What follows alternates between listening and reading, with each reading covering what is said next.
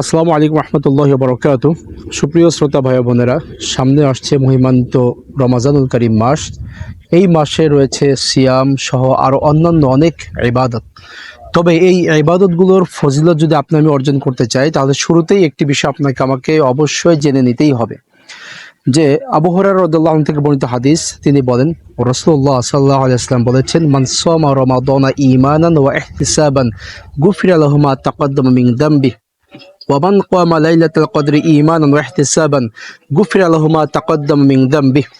যে ব্যক্তি কিনা রমাজানের সিয়াম পালন করলো ঈমানের সাথে, সওয়াবের আশায়, আল্লাহ তাআলা তার আগের সমস্ত গুনাহকে ক্ষমা করে দিবেন।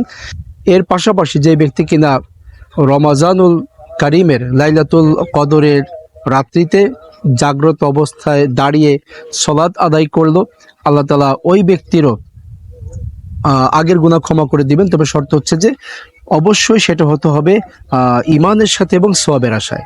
সুতরাং আমরা যেটা বুঝতে পারছি হাদিস থেকে, যে রমাজানের সিয়াম এবং রমাজানের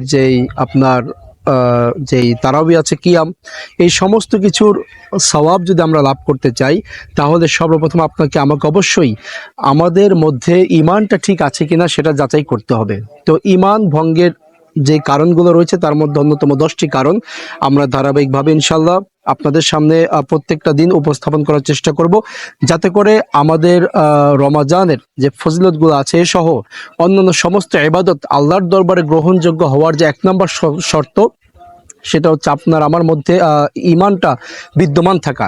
ঈমানটা যেন সঠিক থাকে, এজন্য আমরা ধারাবাহিকভাবে আপনাদের সামনে এই বিষয়গুলো উপস্থাপন করব, যে কোন কোন কাজ করলে আপনার আমার ঈমান ভেঙে যাবে।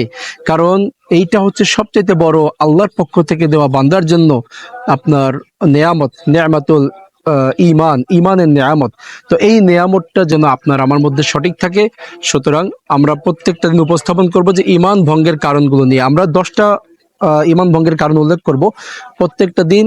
আমরা এই ক্ষেত্রে একটা করে কারণ মোটামুটি সংক্ষিপ্তভাবে, বিস্তারিত আলোচনা না করে সংক্ষিপ্তভাবে আপনার সামনে উল্লেখ করব, যাতে আমাদের ঈমানটাকে আমরা মজবুত করে রমাজানুল করিমের সিয়াম সহ যাবতীয় ইবাদতগুলো পালন করতে পারি। আল্লাহ তাআলা সে তৌফিক দান করুন, আল্লাহুম্মা আমিন।